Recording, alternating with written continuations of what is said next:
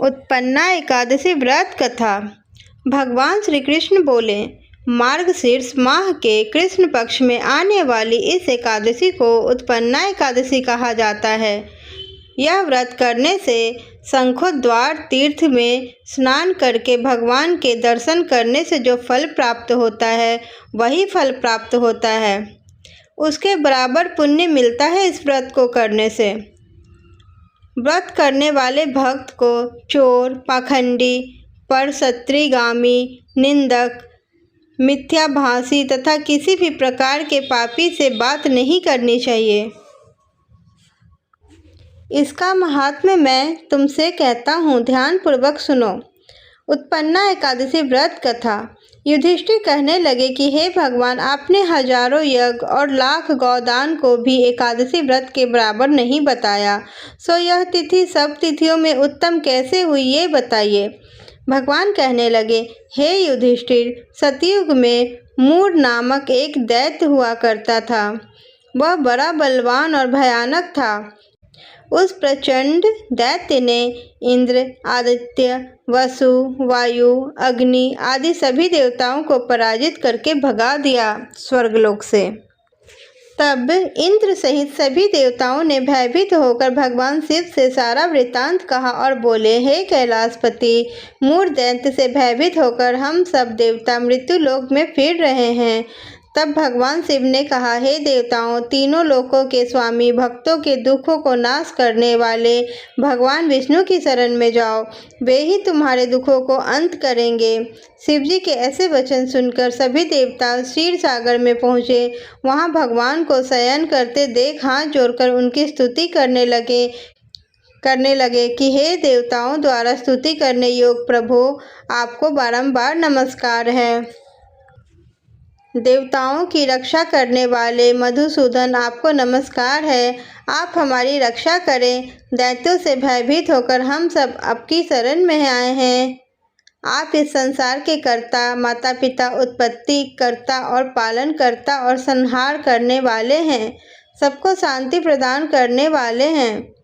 आकाश और पाताल भी आप ही हैं। सबके पितामह ब्रह्मा, सूर्य, चंद्र, अग्नि, सामग्री, होम, आहुति, मंत्र, तंत्र, जप, यजमान, यज्ञ, कर्म, कर्ता, भोक्ता भी आप ही हैं।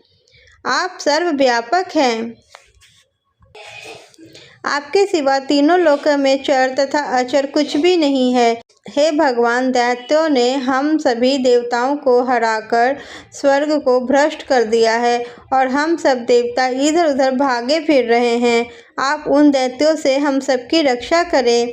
इंद्र के ऐसे वचन सुनकर भगवान विष्णु कहने लगे, हे इंद्र, ऐसा मायावी दैत्य कौन है जिसने सब देवताओं को जीत लिया है? उसका नाम क्या है? उसमें कितना बल है और किसके आश्रय में है तथा उसका स्थान कहाँ है? यह सब कुछ मुझसे बताओ। भगवान के ऐसे वचन सुनकर इंद्र बोले, भगवान, प्राचीन समय में एक नाड़ीजंघ नामक राक्षस था। उसके महापराक्रमी और लोक विख्यात मूर नाम का एक पुत्र हुआ। उसकी चंद्रावती नाम की नगरी है। उसी ने सब देवताओं को स्वर्ग से निकालकर वहां अपना अधिकार जमा लिया है। उसने इंद्र, अग्नि, वरुण, यम, वायु, ईश, चंद्रमा, नैतृत्य आदि सबके स्थान पर अधिकार कर लिया है। सूर्य बनकर स्वयं ही प्रकाश करता है, स्वयं ही मेघ बन बैठा है और सबसे अजय है। हे असुर निकंदन, उस दुष्ट को मारकर देवताओं को अजय बनाइए। यह वचन सुनकर भगवान ने कहा, हे देवताओं, मैं शीघ्र ही उसका संहार करूँगा। तुम चंद्रावती नगरी जाओ। इस प्रकार कहकर भगवान सहित सभी देवताओं ने चंद्रावती नगरी की ओर प्रस्थान किया। उस समय जब दैत्य मूर सेना सहित युद्ध भूमि में गरज रहा था, उसकी भयानक गर्जना सुनकर सभी देवता भय के मारे चारों दिशाओं में भागने लगे।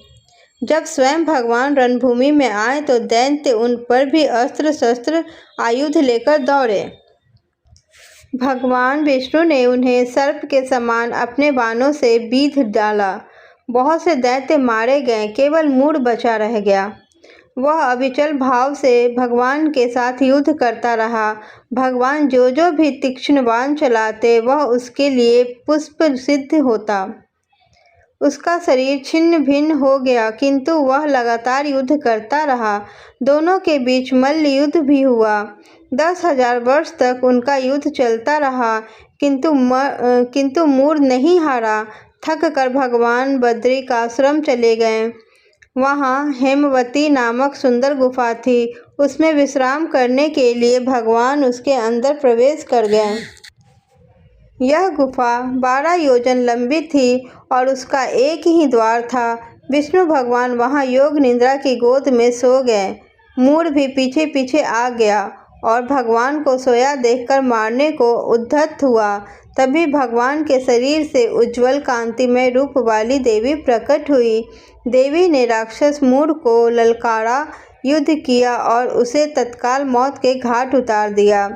श्री हरि जब योग निद्रा की गोद से उठे तो सब बातों को जानकर उस देवी से कहा कि आपका जन्म एकादशी के दिन हुआ है, अतः आप उत्पन्ना एकादशी के नाम से पूजित होंगी। आपके भक्त वही होंगे जो मेरे भक्त हैं। जय श्री हरि।